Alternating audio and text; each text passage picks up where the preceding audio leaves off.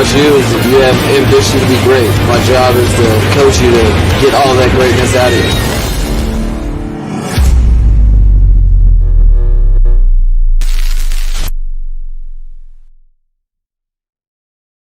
What is good, Fin Nation? What's good? It's your boy Reason, and we are back for another one. Hope everyone, again, like yesterday was the beginning. Now we're starting to get towards hump day, but I hope everyone is having a good first half of their week. I'm absolutely drained right now. Spent the whole day at Niagara Falls with the wife and the kids, and yeah, I'm absolutely pooped. But hey, I told y'all I'd be back here tonight, and here I am. Now, we got to get one thing out of the way. I don't know if I'm going to have enough time to open it up because I'm looking at the stuff we got to talk about here, and we got a bunch of stuff to talk about. So if I have time, I'll open it up. If not, we'll have to push it back to another day. I'm planning to be live. I'm going to be live Thursday for Tyreek Hill because he's going to have Tua Tagovailoa on his podcast. So I'll be live 8 p.m. and we'll go over that podcast word for word. I also want to do the Tyreek Hill film study this week. I don't know whether I might drop that on Sunday, and then I might go live on Friday as well. So Friday might line up to be when I open it up or whatever if I don't get to it tonight. But I did promise y'all I would, so I will. I'm just scheduling is basically what's holding off right now. I got more news than I know what to do with right now, including, I mean, you guys saw the thumbnail. I am absolutely shocked no one has really dove in and covered what I'm going to talk about tonight with Tyreek Hill, because Tyreek Hill, I think it's Hot Magazine, it's HAUTE.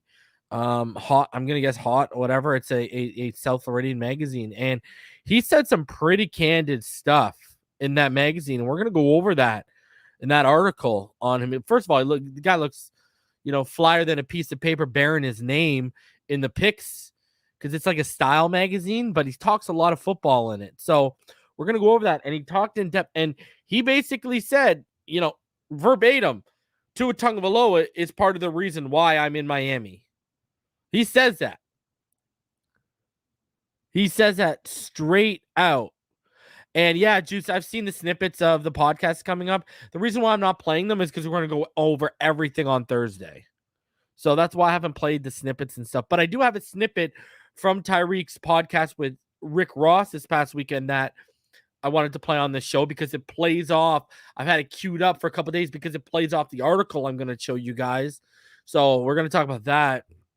But we got a bunch of stuff to go over. I'm going to be bringing you these lists, man, and we're going to go over 5 Dolphin players who I think are candidates to have breakout years in 2022.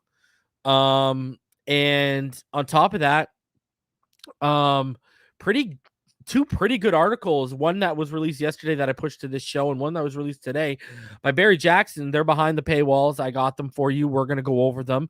And, the one that came out today is very interesting because it's something that I've been kind of telling Dolphin fans of why you should be rooting for Tua to hit, why I don't get the energy of rooting against this guy. Barry kind of lays out what I've been telling y'all, and he lays it out more, and obviously in more detail because he wrote a freaking article about it, and I've just talked about it in passing here and there.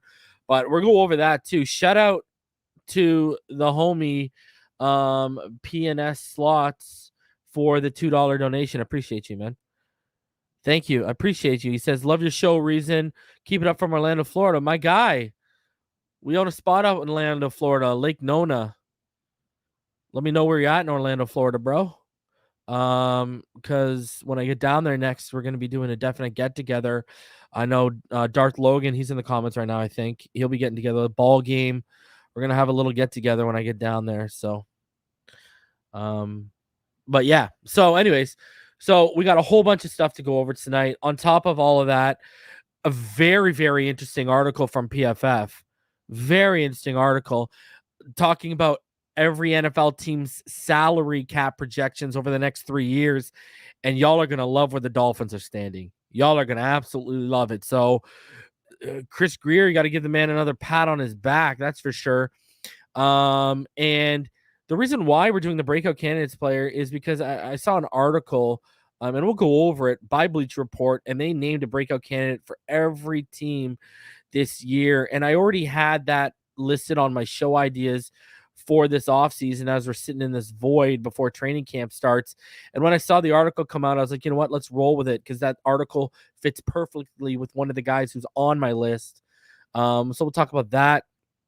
We got some notes in terms of going over, Jalen Phillips and Gregory Rousseau at the University of Miami camp. They discussed the whole Dolphins-Bills stuff, and Duke Johnson talked about his exit. So we'll talk about all that stuff. Some interesting separation stats for one of our receivers that over the last 3 years that I also want to share with you. So we got a ton to go over today. And also, because I don't know why, it just slipped my mind yesterday, that clip from Daniel Jeremiah from the Rich Eisen show, we're going to play it today, and we'll go over that today. So we got a ton of stuff to talk about. Again, this is why I don't know if we're going to have enough time to open it up. So we'll play it out. We'll see how it all rolls. But, man, there you go. Fileman says he's from the area too. Bro, you know what it is, man. When we get it rolling, we're going to get it rolling when I come down there. Don't worry.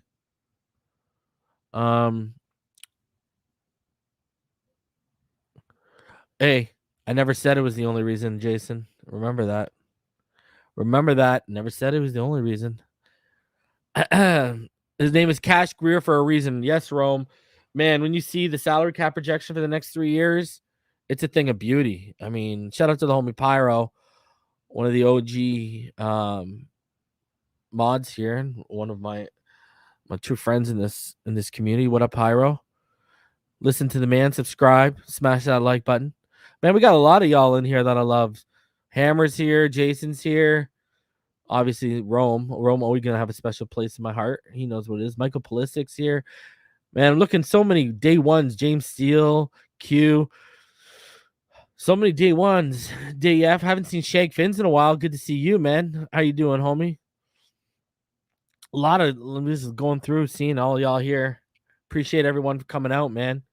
Even AJ, haven't seen you in a minute, AJ. Hope you're doing good.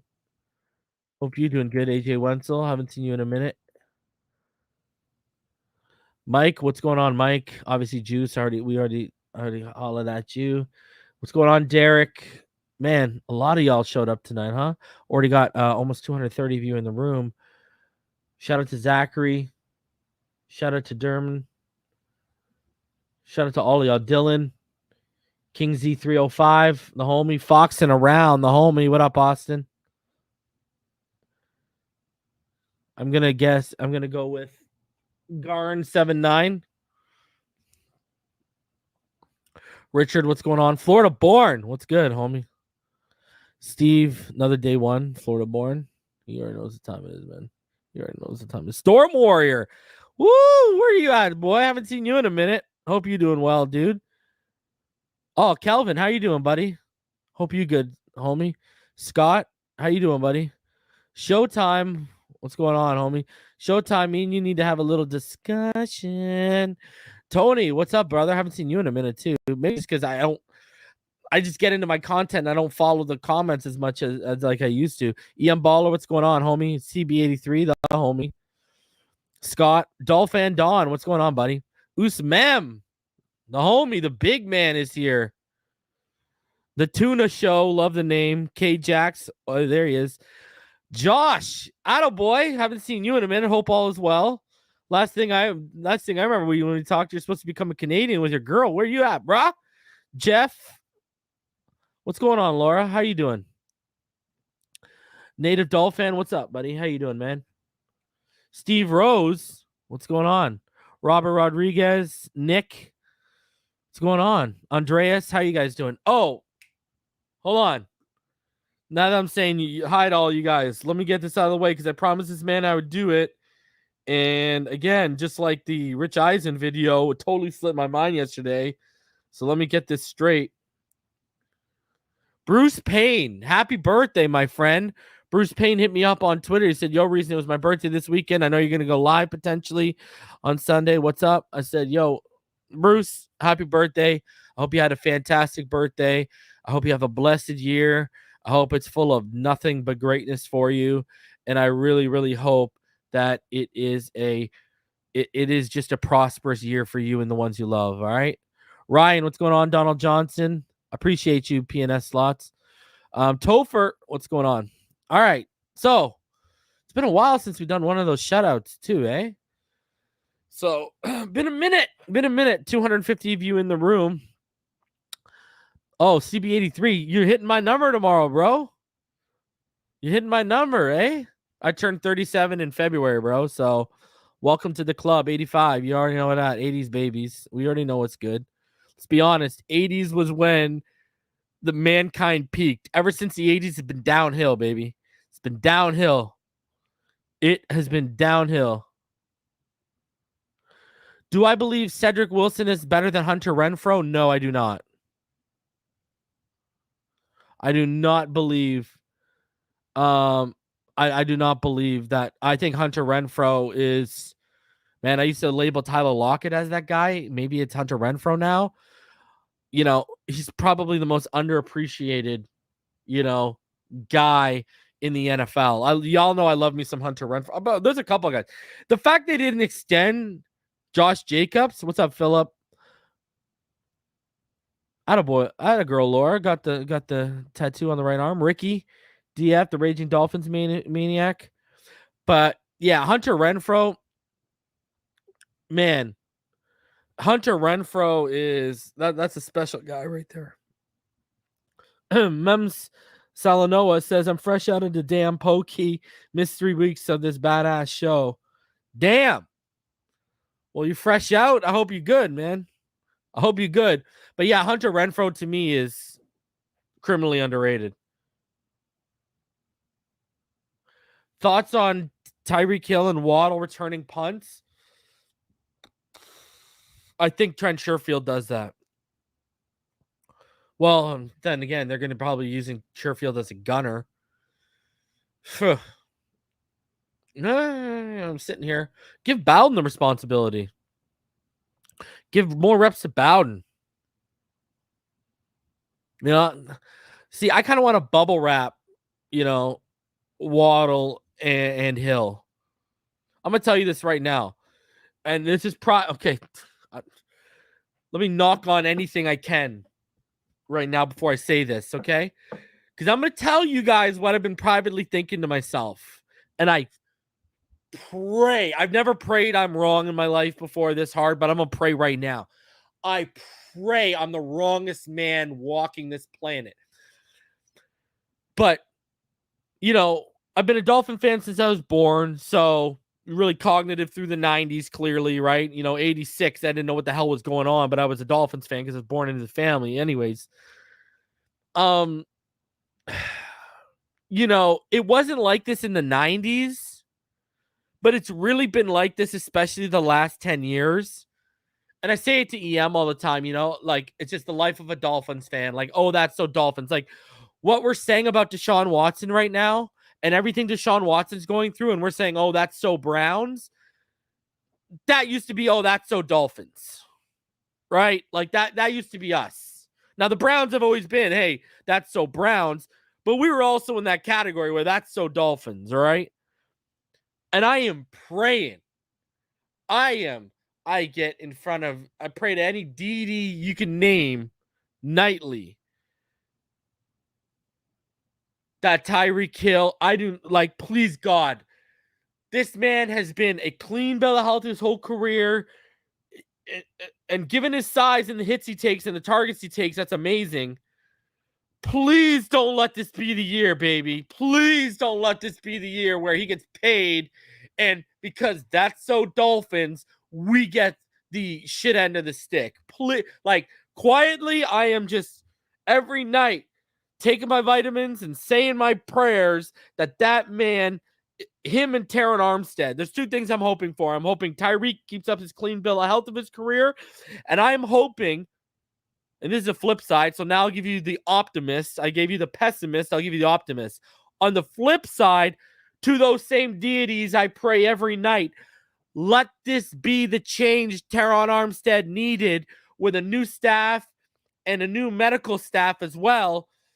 And just like Trent Williams, right? Everyone thought, now it was a little deeper with Trent Williams. Everyone thought he was washed up, and everyone knows Teron Armstead ain't washed up. But Trent Williams was also always injured, right? But then he came to San Francisco, clean bill of health. Clean bill of health. So I'm hoping Teron Armstead, same thing. I'm hoping Tyreek continues his clean bill of health, and I'm hoping Teron Armstead, all of a sudden he turns into that guy that'll play 16, 17 games a year, no problem. That's what I'm like. So there's a flip side, right? And you know what? A part of me keeps telling me when I talk to when I talk to myself about this, when I think about this stuff, it's like, but reason is different.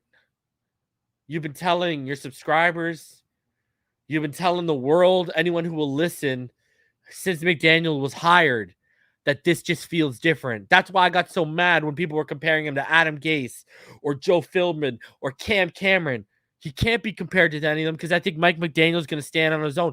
Just like, hey, whether we like the guy or not, Brian Flores stood on his own for 3 years. You know? Brian Flores stood on his own. He brought 2 back-to-back winning seasons. He stood on his own, right? You know, like Mike McDaniel is going to be compared to him. No one was comparing Flores to Adam Gase when he walked in because the bar was so low. As a winning record, Flores has set a bit of a bar the last 2 seasons, winning record-wise, not as a person, all right? Don't get that one twisted. We're separating here. And so that's why I keep saying to myself, it's different. I think Mike McDaniel is going to stand on his own at the end of this. He's going to be his own guy. I think he's going to be here for a long time. And I think he's going to be a guy that other coaches who come into Miami are going to have to live up to. And you know what I mean? So that's why I just say, you know what? It's different. That's why I got to get out of that mentality of the last 10 years of what's been going on with that's so Dolphins. Oh, that's just Dolphins. Oh, that's the life of a Dolphins fan. We got to start getting out of that mentality. And I've already told all of y'all to get out of that mentality, but I got to follow my own advice a little bit. You know, no one's perfect. I can admit that, but those thoughts still creep in because if you're a true hardcore Dolphins fan and you've been watching this team for a very long time, you know exactly what I'm talking about. Look at perfect example, 2016. Perfect example, 2016. We get the offensive line. Jay Ajayi gets going. Defense, Rashad Jones is having a freaking season, baby. And we are rolling to the playoffs. Tannehill goes down. And Matt Moore got to come in. And you're like, that's just so Dolphins. Tannehill finally starts to look like he's turning that corner because he finally got the protection. He finally got the run game. Sound familiar? Anyways, finally got the run game. Finally got the protection. And then bam. Right? And then the next season, well, I'm not going to get surgery. I'm going to go through because I got, at Texas A&M, I was in sports medicine. So I'm going to try this new wave, procedure, and I'm not going to get surgery, blah, blah, blah, blah, blah. Bam, non-contact injury. That's so Dolphins. You know what I mean? So exactly what rage. I'm optimistic right now, but there's still a little bit of caution to that. But man, I'm more optimistic than I've been, and it just feels different. And that's why when I said that, when we hired McDaniel, and then you started hearing playing interviews, and they started talking about the culture, the vibe, it just feels different in that building.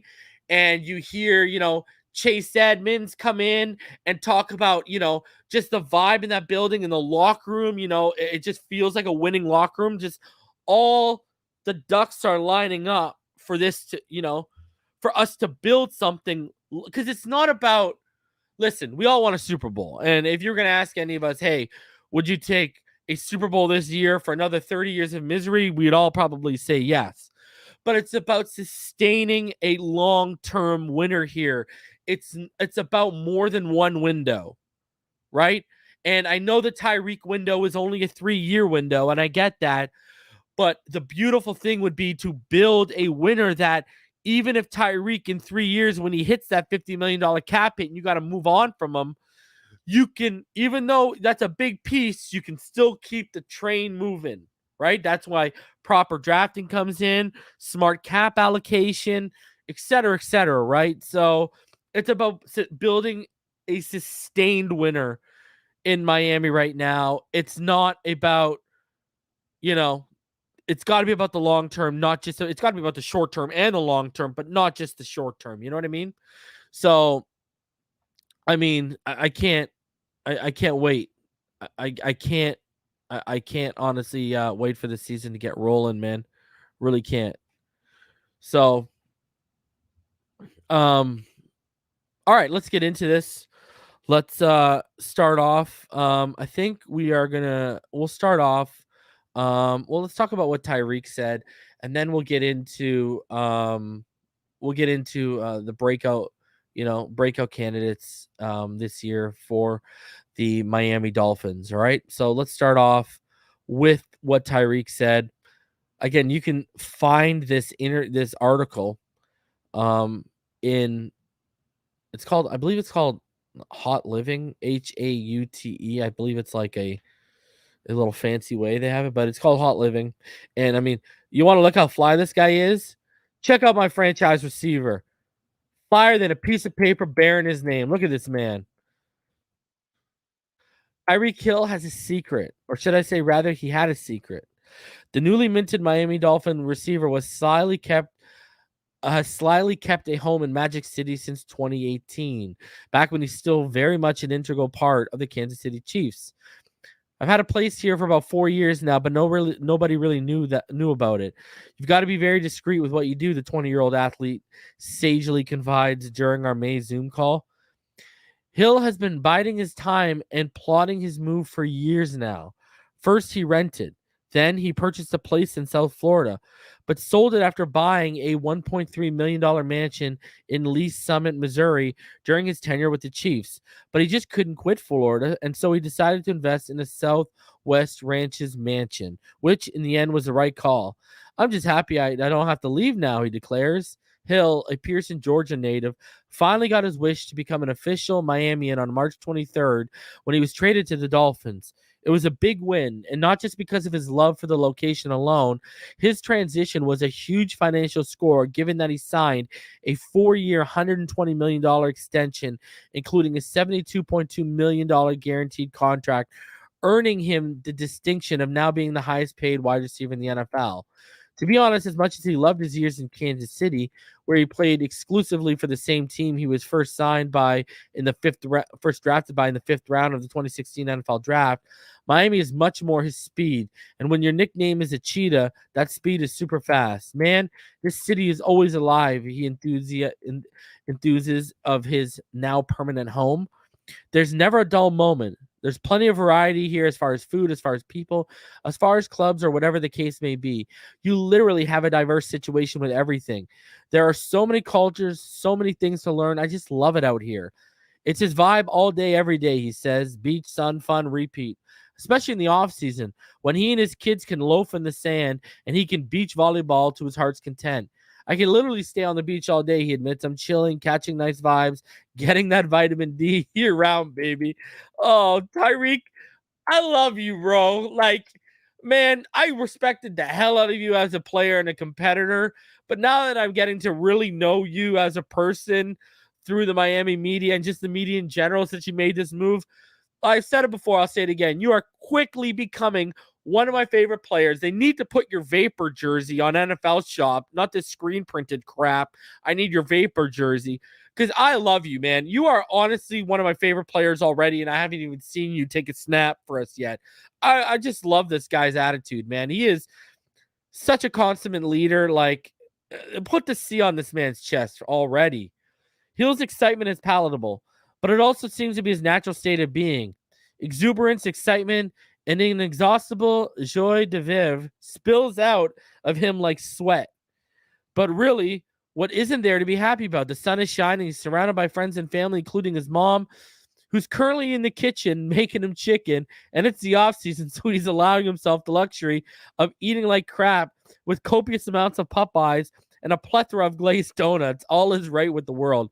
Yet, as exciting as it is, moving to Miami isn't all fun and games for Hill. He's got a purpose in being here.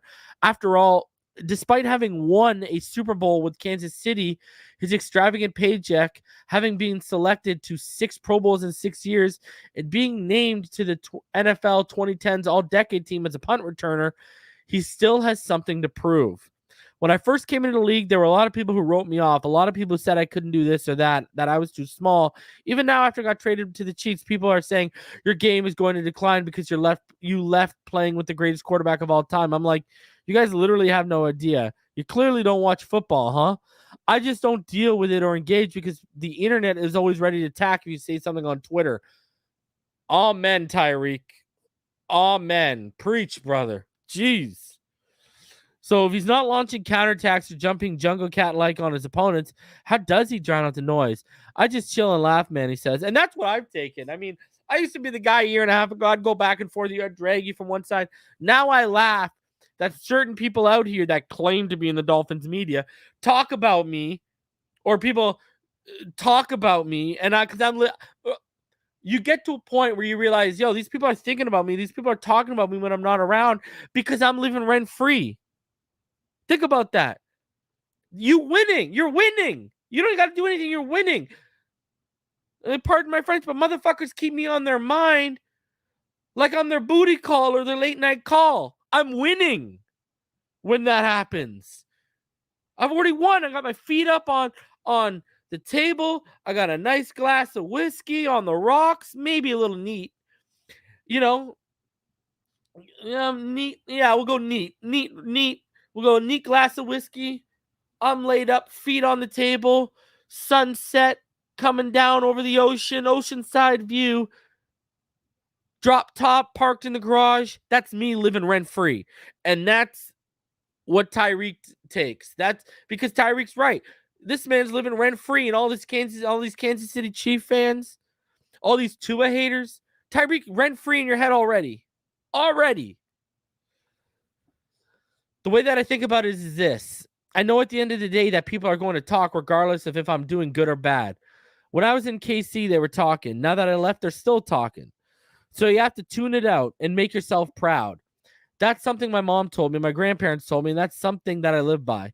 You can't make other people happy. You've just got to make yourself happy. I feel like being traded to the Miami Dolphins, being able to show people who I truly am, my personality, show them who I am outside of just being a football helmet, is basically me doing that, making myself happy. I'm chasing my dream, my goals, until I get to the top, and the top is the Hall of Fame career. Hill says that as he's matured as both a person and player, his love of the game has only increased and his drive to succeed along with it. When I was younger in elementary, middle school, high school, and college, my main goal was to make it to the NFL. As the years went by, my passion for the game began to grow. I began to understand it more and understand how quick it can go, how fast you can get hurt, how fast you can get traded, how fast you can get cut. I began to respect the game even more. He's right, man. It can be gone in the blink of an eye, right? Just like time. Regardless of what naysayers and keyboard warriors might say, it's all love between him and his former team, and which he has no problem avowing. The longer he's in the league, the more the phrase for the love of the game applies. And the guys he hit the gridiron with for the last 6 years can take a lot of the credit.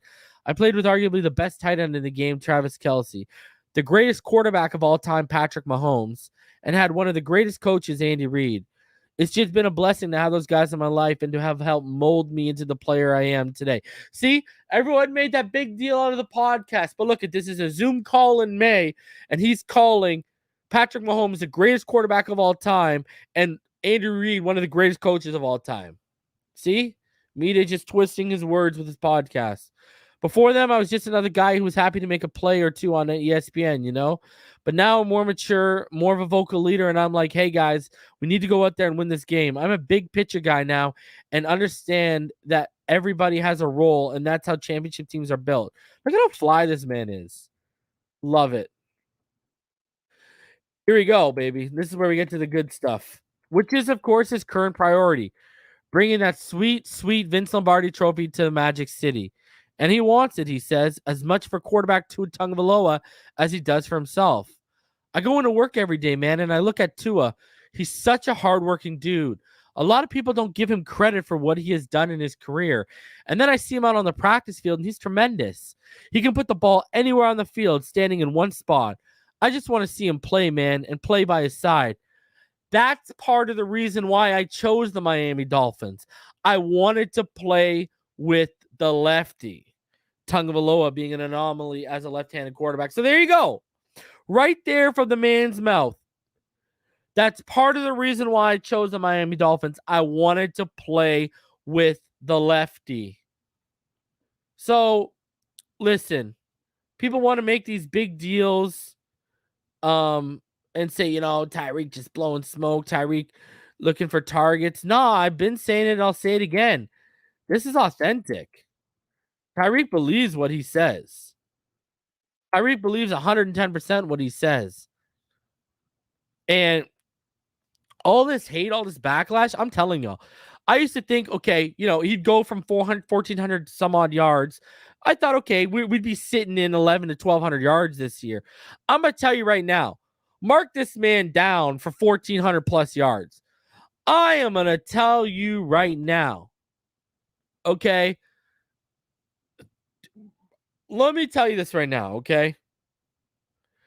Y'all have lit the fire under this man. He is going to put up 1,500 just to prove a point. Just to prove a point. All right? I wanted to take a minute here, actually.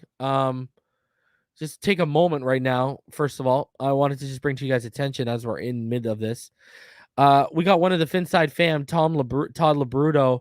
He's going through it right now, guys. Todd, if you could share the GoFundMe, your GoFundMe in the chat right now, guys. Anything you can do to help out one of the Finside fam members.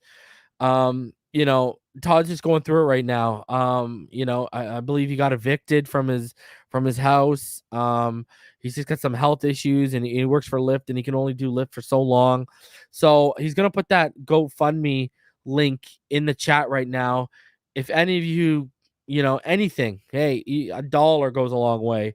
If anyone, can help out a Finside fan member, Todd Labruto's going through it right now.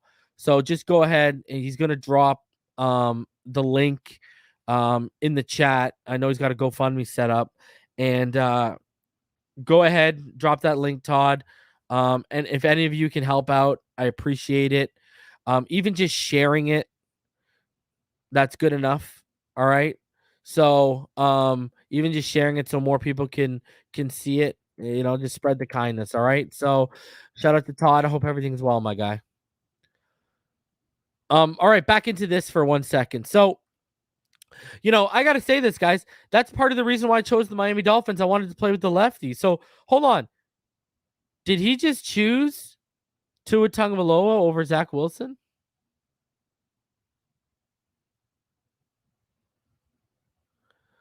Did he just are we doing this right?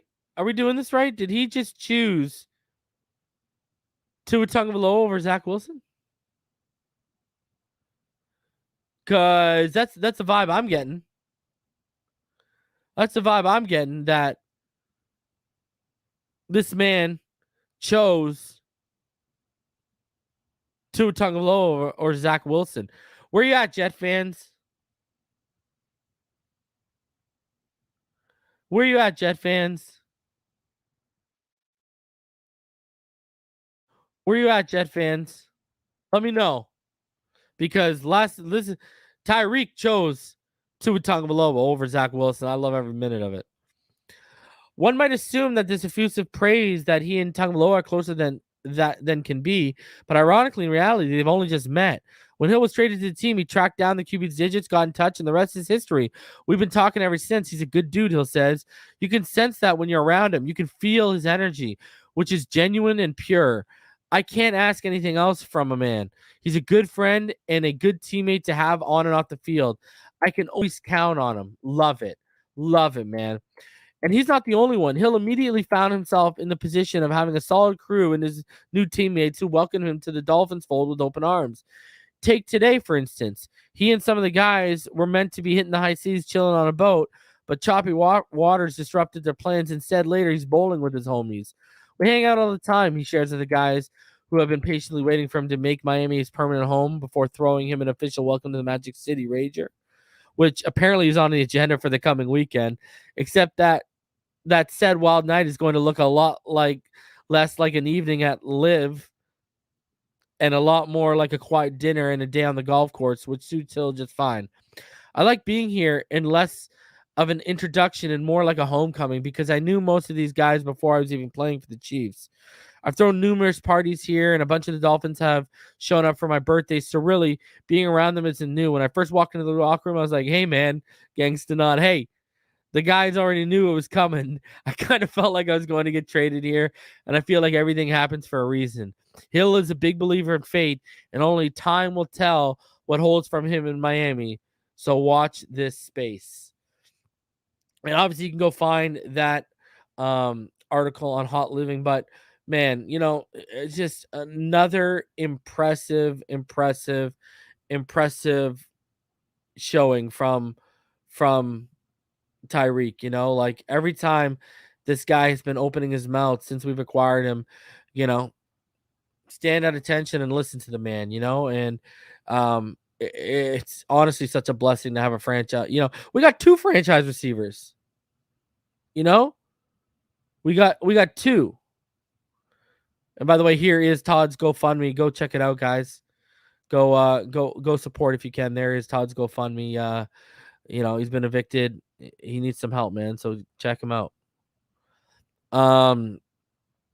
Shout out to Darth Logan. He might need a GoFundMe set up to pay off his ticket real soon. So man just got pulled over. But yeah, absolutely. Every time Tyreek talks, stand at attention and listen to this man. And he drops gems, man. And absolutely love the guy. Guys, almost 400 of you in the room. Smash that like button. Subscribe if you're new. What I also wanted to show you guys too was check out this little excerpt from his last podcast with Rick Ross. And it just goes, when he's talking there about how hard of a worker Tua is, et cetera, check out what he had to say in regards to that in a little bit more detail. We was at the other day? Last OTA. The last OTA. We was at the OTA. Rose was there. I was there. And guess what? Soon as the whistle blow, everybody who rushed home to get, guess what my little homie did?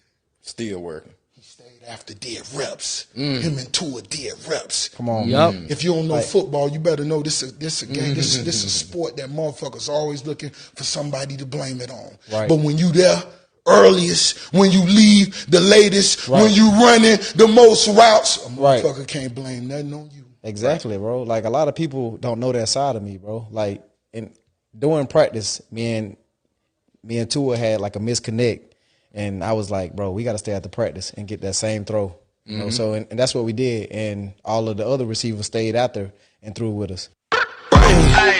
So there you go, man. Like, look at the work. The work is being put in right now. And when you put in this kind of work, the results are going to come.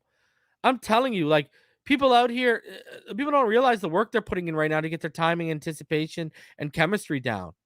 I mean, look at that out route we showed last week. He's hitting Waddle right in stride. Hill right in stride. Right in stride. Not even having to slow down on that deep out. So they're setting it up. And that work, I'm going to tell you right now, all these people all you've done is motivate these guys. Tyreek said to Tua, listen, they think my game's going to fall off because I came to play with you. And Tyreek and Tua are about to say to everyone, oh, yeah, y'all thought that. Wait till y'all see what we got in the clip. Wait till you see what we got in the clip. All they've done, all this media stuff, all it's done is motivate. That's it, man. That's it. All right, so let's get into my list of breakout candidates. Then we got a ton of other stuff. We're going to get into what Rich Eisen and Daniel Jeremiah, they talked about the Dolphins. I also want to get into what Jason McCourty had to say about us on Good Morning Football. I got that clip. We'll play that. And then we got some real good articles from Barry Jackson behind the paywall. Let's go over. But let's start off with this article. Let's set it up. So this article from Bleach Report had every NFL team's 2022 breakout candidate, and they had Jalen Waddle for the Dolphins. And they said the Miami Dolphins spared no expense upgrading their offense this offseason, while pricey additions like Tyreek Hill will help them in their quest to return to the postseason. One of their best weapons is a holdover from last year's squad. Wideout Jalen Waddle made an immediate imprint after the Dolphins selected him 6th overall. I mean, clearly, he set the rookie reception record. Although Miami was middle of the road passing offense, it scored only 21 times through the air last year. The Alabama product led the team in receptions, 104, targets, 140, and receiving yards at 1,015. Waddle displayed impressive chemistry with Tua Tagovailoa, whom the Dolphins have since committed to this offseason. With Hill now helping to keep defenses honest, Waddle should feast again in single coverage and lesser cornerbacks in 2022. Don't be surprised if he makes the first of what should be a string of Pro Bowl appearances following a breakout season. So I had already had the show idea in the holster. I said, you know what? When that article, I said, let's pull it out. So let's start out with my number 5 guy. My number 5 guy, Dolphins player, who is a breakout candidate in 2022, is Mike Gesicki. Now, this man has not broke 1,000 yards yet, all right, as a receiver. When you look at Mike Gesicki, the most yards he's in fact ever put up in a season is 780 this past season, right? And then he put up 703 the year before. Now, I think we can get into the 900-yard range if everything goes right. Okay, I've said this before, I'll say it again. John Embry, Jordan Cameron. John Embry made Jordan Cameron in Cleveland a legit Pro Bowl tight end and one of the better tight ends in the NFL. And every time I look at Jordan Cameron, I see Mike Gesicki, right? If they can get him to commit to blocking and he can sharpen out his routes, they got something here. And with Tyreek and Waddle taking tops off, there's going to be a lot of space for a guy like Mike Gesicki, and there's going to be a lot of mismatches for Mike Gesicki to exploit. You got to have him. And the thing is, too, the other thing, too, is he's playing on the tag. So he got something he want to prove. This man want to get paid long term. He's not trying to live tag by tag. So you got to have Mike Gesicki as a potential breakout candidate this year. When you look at the staff, I mean, like even our offensive line coach, our offensive coordinator, Frank Smith, this is the man who's responsible for turning Darren Waller into what he is. And again, you go over John Embry, Chris Cooley with Washington, top tight end in the league under them. George Kittle developed under him, came in the league coaching Tony Gonzalez. And those, we're just scratching the surface of the names he's dealt with. So legit can be, we have brought in not only offensive line minds, but tight end minds as well. And Mike Gesicki, he is definitely a potential breakout candidate in 2020. And by breakout, I mean flirting with 900 to 1,000 yards and, 6, 7, 8 touchdowns here. If he becomes a bigger red zone threat and they utilize him in the red zone more, oh boy, he could definitely be. You could see a big breakout season for Mike Gesicki. And yes, it might price him out of Miami, but we'll reap the benefit of it, at least in year one. So you gotta have Mike Gesicki there. Number 4 on the list, but the second one I'm telling y'all, Christian Wilkins. And you can say Christian Wilkins already started to break out, but I think there's another level to this breakout. Again, contract. Again, a man who's coming up to be paid. And we know in every sport, not just football, in every sport, good players tend to have really good years when the negotiation table is a factor. And Christian Wilkins, I think, definitely, I mean, what can you say about Christian Wilkins and what he did last year? Christian Wilkins was absolutely phenomenal last year. We all wanted him to take a big leap. It came out that the staff wanted him to take a leap, and he answered the call.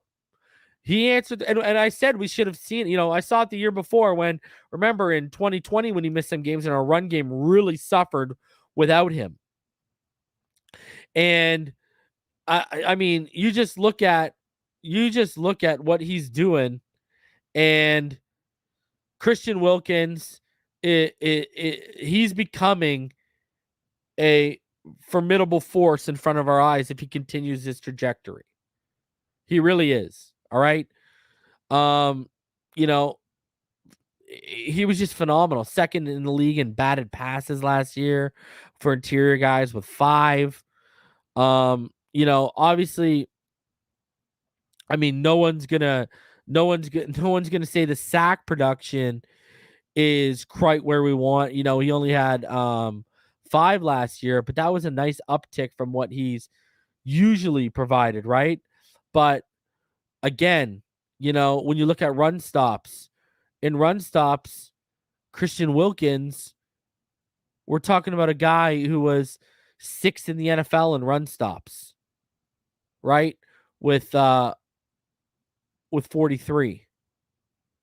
So, he went out last year and he did his damn thing. Clearly, we want the pass rush ability to come up a little bit better for him, but I'm going to tell you right now, Christian Wilkins, I expect another big leap from Christian Wilkins this year. And if he takes that, he's just like Gesicki. He's going to cost money, man. He is going to cost money if he takes that big leap. And I think he's going to. I'm a huge fan of what Christian Wilkins is turning into before our eyes. And I mean, hey, you remember last year, did you guys know that Christian Wilkins had the 3rd best run defensive grade from PFF amongst all interior defensive linemen? Only Aaron Donald and Cameron Hayward had better run defense grades. He was an 80.8.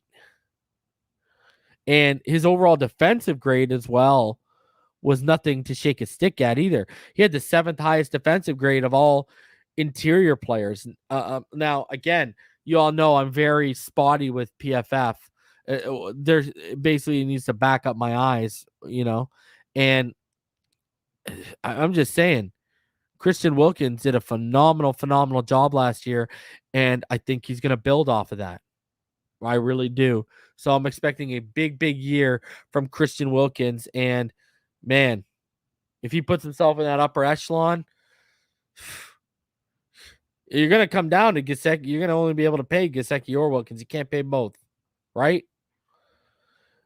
Number 3 for me, obvious one, Tua Tagovailoa. I mean, it's just setting up for Tua. I mean, let's be honest with ourselves here, okay? Let's be real honest with ourselves Last year, he didn't play a full slate. 16 touchdowns, 10 interceptions, over 2,600 yards. Now, the drop rate wasn't as bad as the year before. He had a drop percentage of 8.8 in year 1. Last year, still high, was 6.1. But obviously people want to see the thing that he grew on is his completion percentage, right? He went up from 64.1 to 67.8, but his actual adjusted completion percentage was also better in year 2 than it was in year 1. He was 74.2 in year 1, and in year 2 he was 75.3. Obviously his average depth of target went a little lower. It went down by about 0.6 yards. It went from 8 yards in year 1 to 7.4 yards. But that was, again, basically how the system was built last year and schematically what we were trying to do. Now, His time to throw has been pretty even both years. 2.52 seconds in year 1, 2.53 seconds in year 2. We need to get that up to 2.8. You know, Josh Allen's out here with like 3.04. I'm not even exaggerating. I'm not even lying to you. All right, now, do I expect him to extend it to 3.04? No, that's why I'm saying it. We need to get it like 2.7s, 2.8s here. All right. The other thing, too, is, you know, his pressure to sack percentage went down from year 1 to year 2 as well. His pressure to sack percentage was 21.1% in year 1. He was pressured 95 times and was sacked 20 times. But year 2, he was pressured 139 times and sacked again only 20 times. So it went down to 14.4%.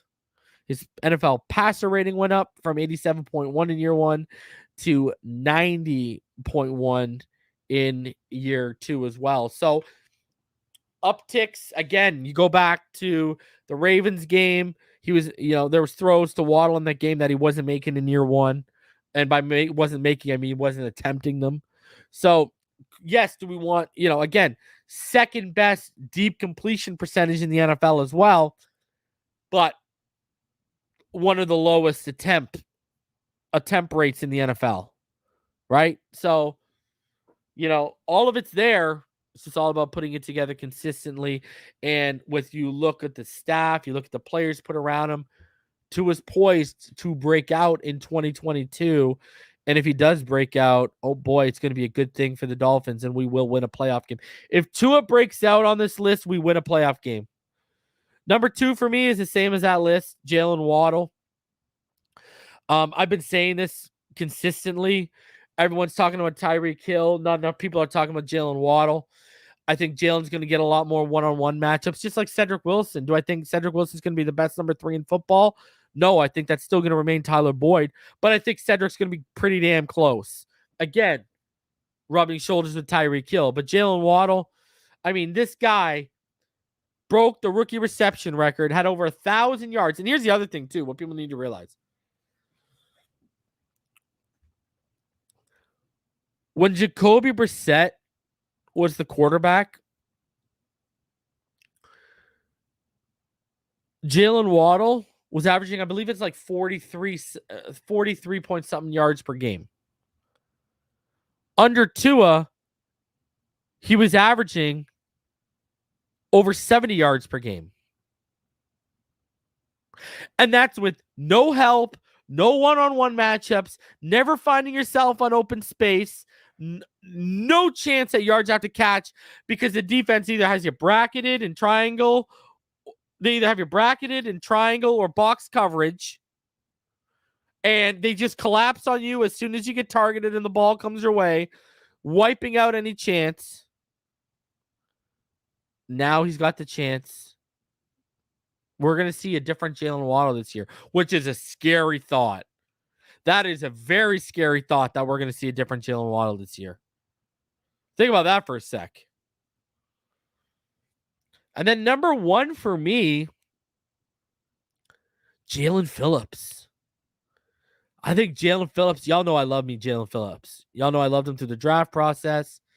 Again, if I didn't, I didn't know about Azeez Ojulari's combine check, and I even said in that big board, if you go back to it, I said about Jalen Phillips, he was my number 2 edge, and I said if him and Azeez were on a level playing field, and is either Azeez had injuries or he didn't, or Phillips didn't have injuries, Phillips would be the number 1 guy in that draft for me, hands down.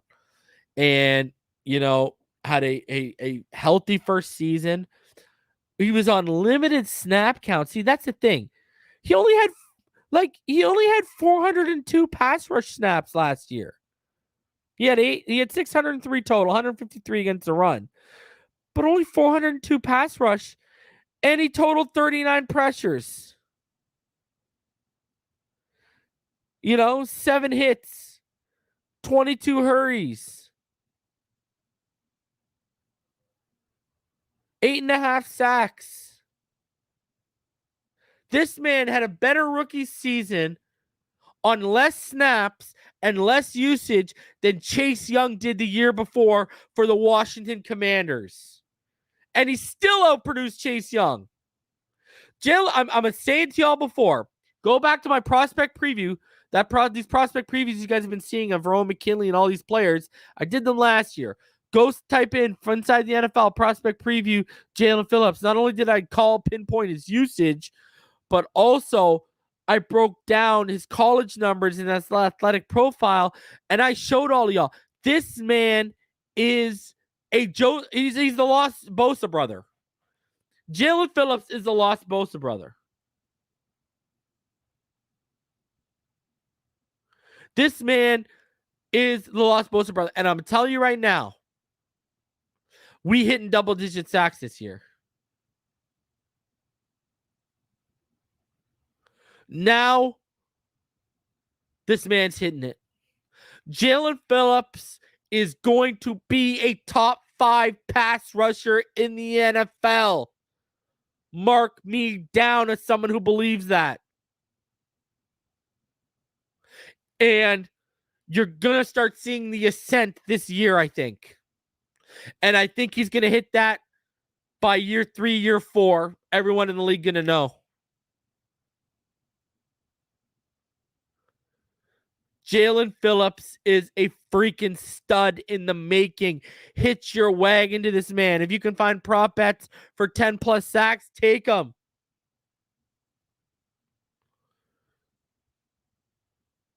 Chase Young has the tools. I said this before. Chase Young has the tools to be a top 5 pass rusher in the NFL. And I said, if Jaelan Phillips wasn't injured and didn't have that injury history, he would have went in the top 10 just like Chase did. Chase Young is going to be a stud pass rusher in this NFL. Jaelan Phillips is going to be better. Jaelan Phillips is going to be better. Mark me down as someone who believes in that. I'm sorry, I believe that. I think we're going to get to the point.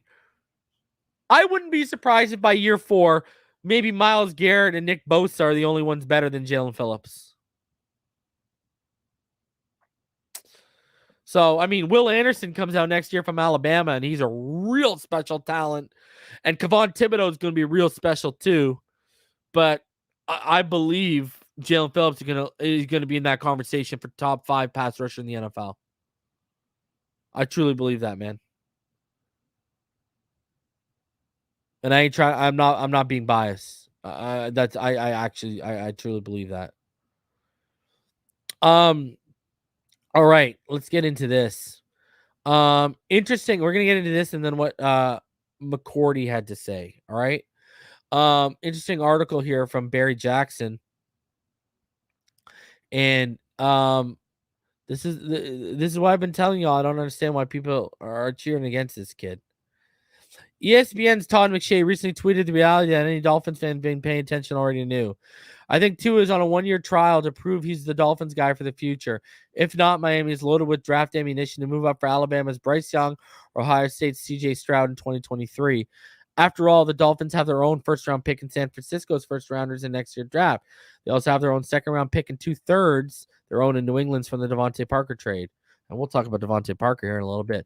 But here's the problem with that. The teams who all likely need long-term quarterbacks are expected to be worse teams in the league this season.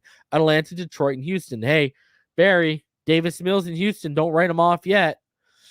Carolina, the Giants, Washington, and Seattle, who all need long-term answers at quarterback, also could have top 10 picks.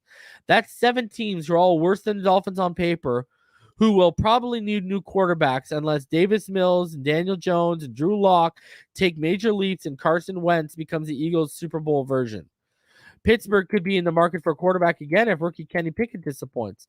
So none of these teams are likely going to be inclined to skip the chance to draft a league quarterback in exchange for the Dolphins' 2 first-round picks in 2023 and a first-rounder in 2024. Even if Miami threw in a second-rounder and one of the or both of its 2023 third-rounders, why would any team desperately needing a quarterback bypass the chance to draft one? Damn right. We're going to miss out on Will. What's more, the Eagles also have 2 first-round picks in 2023. So if they want to move on from Hurts, they'll also be competing with the Dolphins and others to move up in the draft. And keep in mind that the QB hungry Lions, Texans, and Seahawks also have 2 first rounders in 2023. Detroit has its own in the Rams. The Texans have their own in Cleveland's, and Seahawks have their own in Denver's. All 3 of these teams, among others, will be in a far better position to get the draft's top quarterback than Miami would be next April, unless their Dolphins or 49ers have very bad records, which obviously isn't expected. The best thing that could happen for the Dolphins naturally is Tagovailoa establishes himself as a long-term solution. But if not, the Dolphins must hope that there are 5 or 6 quarterbacks who emerge as high-end prospects or more appealing options in Tagovailoa if the Dolphins are looking to upgrade the position next spring. Only then will supply begin to meet the demand. This means South Carolina's Spencer Rattler, UM's Tyler Van Dyke, UF's Anthony Richardson, which Anthony Richardson ain't going to be anything. Boston College's Phil Jerkovich, he's going to be something. Kentucky's Will Levis and Fresno State's Jake Hedner. Jake Hedner is a beast. Need to evolve into legitimate first-round picks. Players were trading up for what in likely would be a QB-needy market. I could see Rattler, Van Dyke, Jerkovich, Levis going in the first there. Hayner's going to be a sleeper, but he's good. I don't see Anthony Richardson going in the first. He's more of an athlete. Van Dyke, I could see teams falling, even though I don't think he's ready to be a first-round pick. I could see teams falling in love with, the traits. Spencer Rattler, if better background check in terms of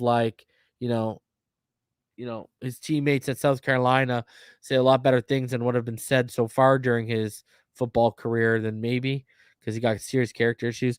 Will Levis is gonna if he takes the jump, I think he's gonna take this year. First rounder, no doubt, got all the traits. So much can change and usually does in one college football season. After all, ESPN's Mel Kiper considered Brad Kaya a top 5 pick before his final season at UM. He ended up going in the 6th round to the Lions after a disappointing final season with the Hurricanes. With that caveat, it's notable that McShay has Stroud first, Young second, Richardson 6th, Kentucky's Levis 8th, and Van Dyke 9th, with no other QBs in his initial first-round mock. Richardson's not going to go that high. McShay said Gators Richardson is a huge projection, which is the 6'4", 236 passer, played just 8 games and started once last year. And has some turnover issues, but extremely talented in points for a breakout season. I don't know, man. He might get converted. McShay said Levis needs to find more consistency, but he has a live arm and a big 6'3", 230-pound frame. And he's thrived in the quick game at Kentucky with a lot of run-pass options and screen type stuff. And McShay said UM's Van Dyke has the talent of a future franchise passer. The third-year sophomore just needs to take the step this year. Cam Miller has 6 quarterbacks, but not Van Dyke in his top 16 of the early 2023 mock. He projects Stroud first, Young second, Rattler third, Hayner 7th, Jerkovich 8th, and Levis 12th to the Dolphins. Miller said Hayner throws well from all platforms and has uncanny arm strength. He drives with the flick of the wrist in the vein of Patrick Mahomes or Josh Allen. Yeah, Hayner, he's going to sneak into the first, man, if he takes that step this year for sure. Miller said Jerkovich's arm is special, as evidenced by his breaking Matt Ryan's record at BC for almost 300-yard passing games. So if Tagovailoa isn't really good this season, the Dolphins need most or all of these QBs beyond Stroud and Young to cement themselves as top prospects. And it wouldn't hurt if the 49ers struggles while potentially breaking in Trey Lance, which could only increase the value of that San Francisco first rounder owned by Miami. Bottom line, they're thinking that Miami has enough draft ammunition to solve quarterback next April. If it needs to be solved, it's wonderful in theory. In actuality, it might be far more difficult to execute. Well, it might be easier for a veteran than it would be for a draft. The view here, as I've stated several times, I remain optimistic about Tagovailoa. And as I explained, there is a precedent for third-year jumps by quarterbacks, especially when their supporting cast is augmented, as has been the case with Tagovailoa. And I agree with that. Everyone knows I love Will Levis coming out, and if Tua falls on his face, Will Levis would be my guy. But I think Tua gonna hit it out of the park, man. I think he's gonna get it done this year. So I don't think this is gonna be a big worry for us. But he's right, man. We got to be praying for this guy to hit, because not only that, we get to keep our draft picks and utilize them in other areas. We could go get. If Tua hits, we could get Bijan Robinson with one of the first 2 first-round picks. we could take that stud running back. Like, we can afford more luxury picks if he hits. So it's in everyone's best interest that he hits. Anyone telling you different, I don't know. They just have an agenda and they want to be right. All right, let's give you guys a real positive outlook, though, here. All right.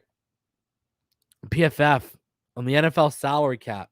3-year analysis for all 32 NFL teams.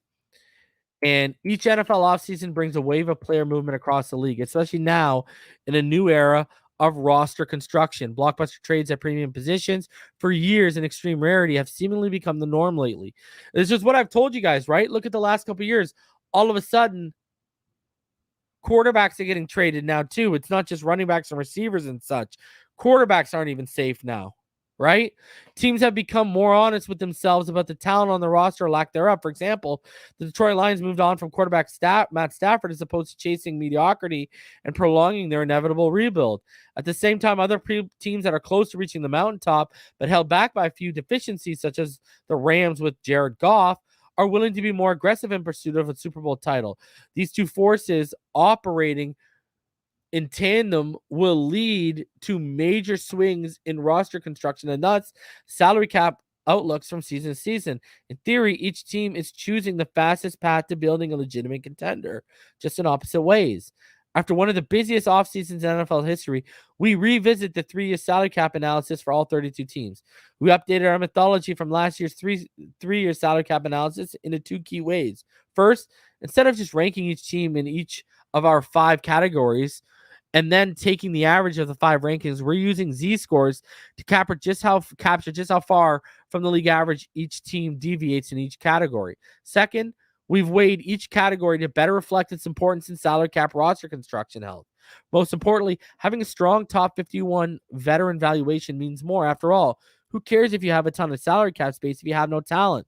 Some of the league's better teams still find themselves at the bottom of the list, which will understandably lead to criticism. But at the end of the day, we are attempting to capture salary cap health first and foremost. So, what they've done is active draft capital, effective cap space, total prorated money, top 51 veteran valuation, and then 2023 UFA evaluation ranking. And you can see Miami ranks 7th here, right? We rank 7th right now. From 20 to 24, we're projected to have about 118 million in cap space over 2022, 2023, and 2024 off seasons. And our top 51 veteran evaluation, look at, they're worth almost $400 million. That's crazy. That's crazy. And our 2023 UFA valuation is 166 million plus. Oh my God. Anyways, criteria. Rookie contract players, active draft capital. We've converted every rookie contract player currently on each team's roster into the Fitzgerald Spielberger value. In the same manner, Timo Risk analyzed each team's 2021 draft capital to weight the value of each player. For example, number 1 overall pick, Jacksonville Jaguars edge rusher Travon Walker would be worth 3,000 points on the scale. The Jaguars have the 3rd largest draft capital investment on their roster currently, trailing the New York teams in the Giants and the Jets. The aim is to capture both the values of the players that have not played in the NFL yet, like Walker, as well as each team's total potential for surplus value from rookie contracts. The NFL rookie rate scale made draft picks more valuable than ever because not only you're adding quality young talent, but you also realize significant savings as compared to the veteran player market. Thus, there is a clear connection to forward-looking cap space here. Projected effective cap space in 2022 to 2024. We're using a projected salary cap of $225 million in 2023, $256 million in 2024, as seen on overthecap.com. While the 2023 cap may be higher due to the influx of revenue from new TV deals in addition to sports gambling revenues, the number would still affect all teams the same. We use effective cap space to examine future years because not every club has at least 53 players under contract in 2023 and 2024. The calculation for effective cap space is simple, and while will still not capture the true future outlook, provides a solid benchmark to work in the present. Example, Team X has 45 players under contract in 2023 and 20 million in cap space. The minimum salary for a player in 2023 is 750,000. In order to field a 53-man roster, Team X must sign 8 more players with cap hits of at least 750 million, right? So that would mean 8 times 750,000 is 6 million. Team X really has the most 20 million, really has at most 20 million minus 6 million, which is 14 million in cap space. Team X has 14 million in effective cap space. So that's how that worked. And then total prorated money, including money that will void. When money is converted into a bonus that prorates over a number of years, most typically signing bonuses, it can no longer be manipulated for salary cap purposes. These amounts truly sunk costs of the salary cap, unlike guaranteed salaries that are effectively sunk cash amounts, but can still be altered from a cap accounting perspective. Teams have to work around these sunk costs even after a player is no longer on their roster, when they become what is referred to as dead cap. The existence of some dead money is fine. If anything, it suggests that clubs' willingness to spend cash should be more aggressive in their roster construction from time to time. However, a significant amount of dead money will inhibit a team's ability to add talent effectively. And then top 51 veteran valuation. This is the total valuation of all the players on each club's top 51, excluding 2022 draft picks. This is a snapshot of the current value under the 2022 market conditions, not a forecast of what they theoretically could cost on the open market after the season. To ensure that clubs carry 90-man rosters during the offseason, only the 51 largest cap hits count against the salary cap. Thus, we have taken each team's current top 51 cap hit players, removed rookies, and calculated the total value. And then 2023 free agent projections. The contract or platform year for a pending unrestricted free agent is undoubtedly the most important year for projecting what they will earn in free agency. Here we are not attempting to forecast the 2022 performance of pending 2023 free agents and then calculate a valuation for that player. Thus, these values are certainly subject to change. However, we also often do have a relatively strong understanding of a player's value before their final season on the current contract. For example, Dallas Cowboys quarterback Dak Prescott and Giants wide receiver Kenny Golladay missed the majority of 2020 season and still signed the largest free agent contracts at their respective positions in the 2022 offseason. On the other hand, we are predicting the growth in position makes it year to year and inflating our contract projections in accordance with these rough expectations. So now that we know the criteria, let's jump to the Miami Dolphins. So, the Miami Dolphins rank 7th on this list. Miami, much like the Raiders, took a gamble with a major spending spree this offseason that still finds them on the outside of the playoff picture looking in, according to DraftKings Sportsbook odds. However, they were extremely crafty with 2 moves they made in particular. First, in acquiring Tyreek Hill from the Chiefs to perhaps create the fastest wide receiver duo in the NFL. In NFL history, I apologize. They retained both of their first-round picks in 2023. If they don't love what they see from quarterback Tua Tagovailoa in his 3rd season, they have the ammo to potentially trade up to draft another top prospect. Second, they waited out the market on left tackle Terron Armstead before agreeing to terms on a 5-year, $75 million deal. Armstead has dealt with injuries in the past, including 2021, but there's a solid argument this was the entire offseason's best value deal. And I agree with that. But you see that over the next, and we'll go up to that chart for up here, over the next from 2022 to 2024 in a cap ranking and in a salary cap projection, again, here's the numbers right here for you. The Dolphins are 7th right now. I mean, look at the cap space we have over the we got 82 million. I apologize, I read the Jets earlier. We got 82 million cap space from 2022 to 2024. So, man, you look at this team right now, the draft capital investment, the money put into this team, the window is now. They have built this team to win now. Nothing else really to say. So, love that we are in the 7th best position cap-wise over the next couple off seasons. That's huge. That is huge. Cash Greer, as Rome Gray likes to say. So let's get into what Rich Eisen and Daniel Jeremiah had to say, because Daniel Jeremiah, he's about to tell you the same thing I've been trying to tell you guys. That offensive line, all right? He's about to lay the land down for you. Let me just get to it for you. Here, we'll play it. Conversation because of the AFC West and how loaded they are. And then so many are talking about the Dolphins because of Tyreek Hill's addition and Mike McDaniel being there, and how fast they can be, and the matchup problems if Tua and the Tuanon believers are right, and how well they could perform. What do you think, DJ? First of all, have I been living under a rock? Is this a thing? Are they calling them the Tuanon? It's huge. Yes. DJ, it's huge. Yes, Tuanon is very real, and they get very angry if Be you careful. say How have I not heard this? anything Yeah. slanderous toward Tuanon. Yes. Tuanon. Yes, sir. Oh, that's great. It exists. I've been watching too much baseball. I've missed that one. Yeah. No, look, the thing about the Dolphins, I love what they did from a coaching standpoint. I love, the speed with Waddle and Tyreek Hill and run after catch, and Tua is very accurate underneath. I think that works. I think people, are thinking, okay, how about the big arm to be able to get the ball over the top? I don't think that's what this offense is really going to be. So I like all that stuff. The thing that I don't like, and I'm very up in the air on, let's hold on. Let's see how this offensive line comes together. Exactly. They were atrocious. Yep. I know they brought in Armstead, and that's an obvious upgrade. There's a lot of other question marks, in that group.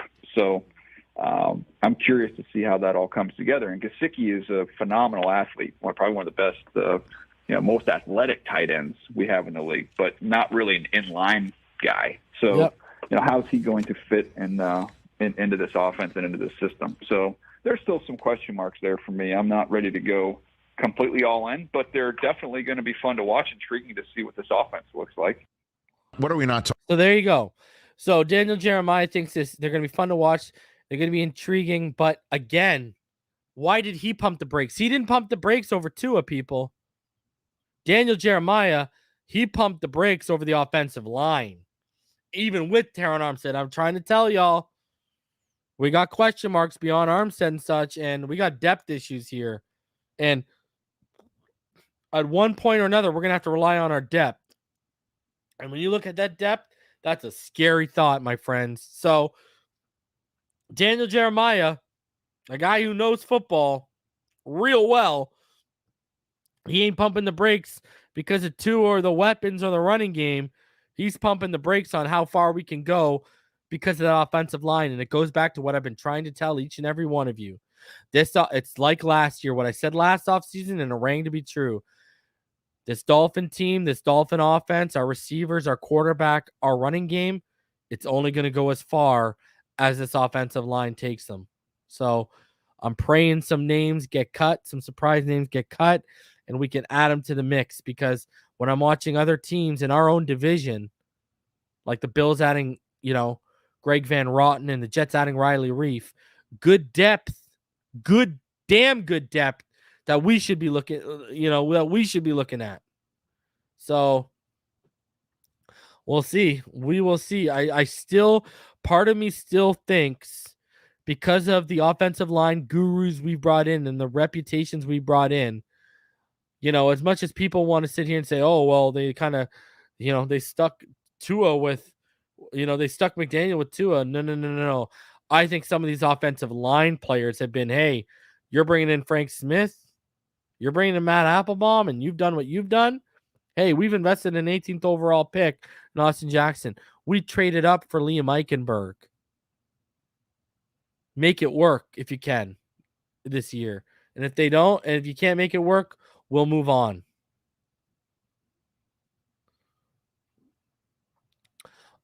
Just some interesting little tidbits here, because I know some of you guys are Kane fans. So Bills edge player Greg Rousseau, who all of y'all were trying to come at me for his preseason reps against Penei Sewell, and by the end of the season, Penei Sewell, top 5 right tackle in the NFL, Greg Rousseau, ghost.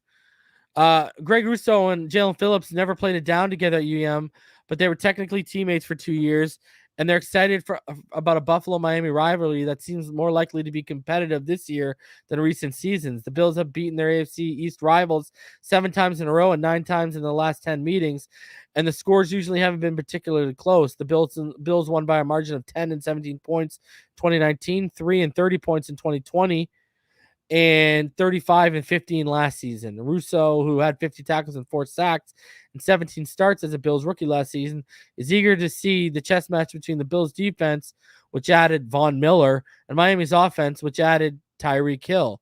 It's exciting, Russo said. I know they're going to try and get the ball out to the perimeter. They've got to use their speed. That's going to be their strong suit. I'm expecting from looking on the outside in that they're going to be fast-paced screens, sleds, RPOs, maybe take a downfield shot here and there. I feel like they're going to have a really fun offense to play against. It's going to be a challenge. They have a lot of really good players. The addition of Hill, they've got speed, and Tua is getting better every year, getting better year by year. It's going to be fun for sure. Shout out to Greg Rousseau for showing and saying Tua gets better year by year. I love it.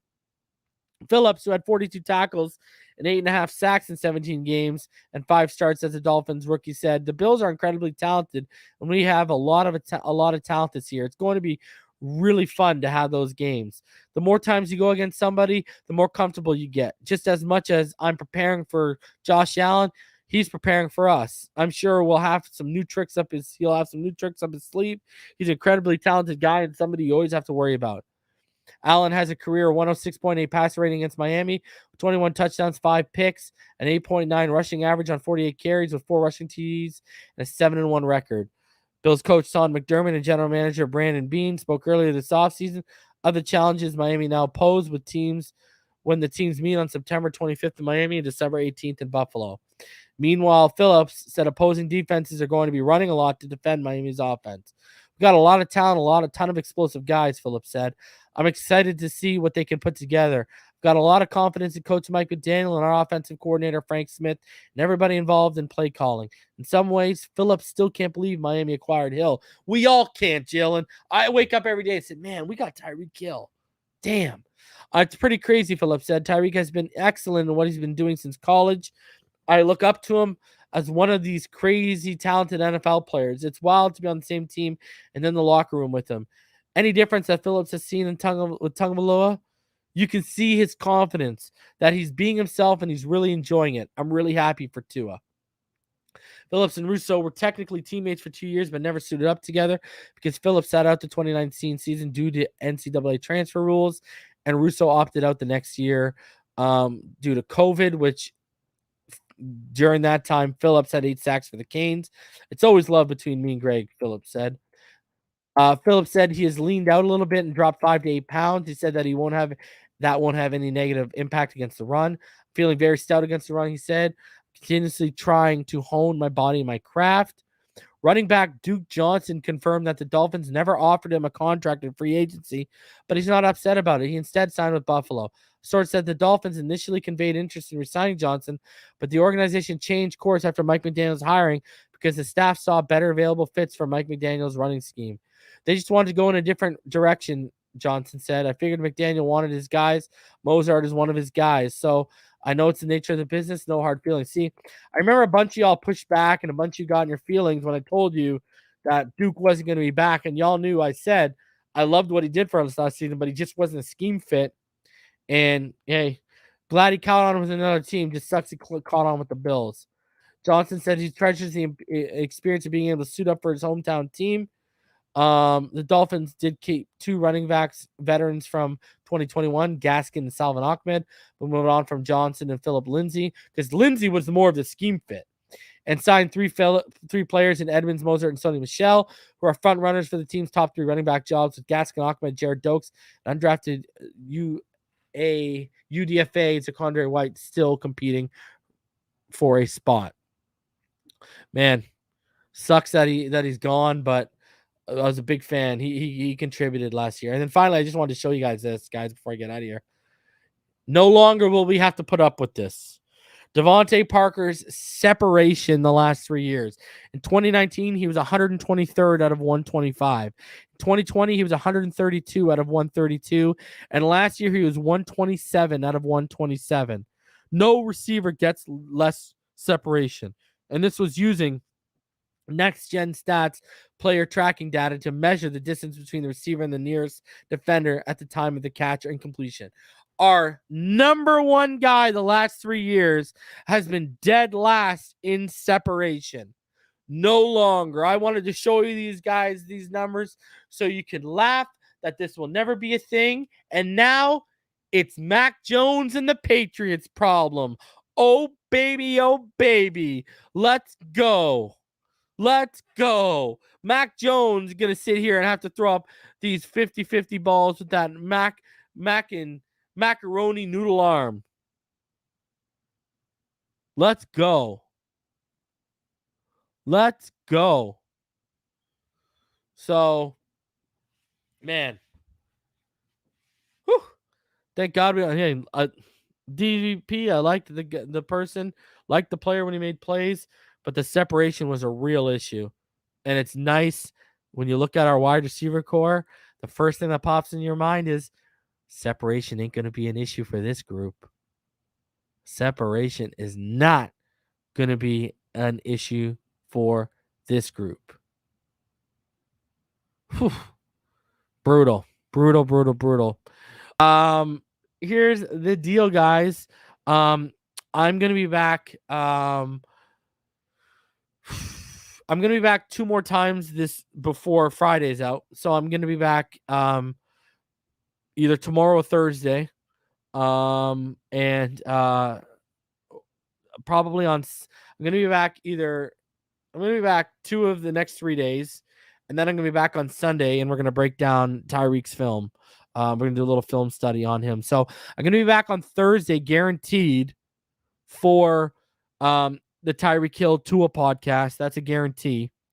And so if you don't see me tomorrow, expect me on Thursday, and then expect me on Friday. So either Friday or tomorrow, if I come back, I will open up the show, but I will get the show opened up before the week is out.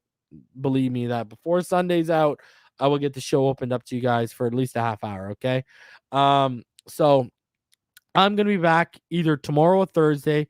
Be out on the lookout for me. You expect me Thursday 110%. If something breaks tomorrow, I will be back. Well, baby, until next time, you already know what time it is. Appreciate you. We had over 440 people in the room today. I appreciate each and every one of you for coming through. You already know what time it is. Fins up all day, every day. Stay happy, healthy, safe, and blessed. Kiss your loved ones. Let them know how much they mean to you. I will see y'all on the next one. Love each and every one of you, all right?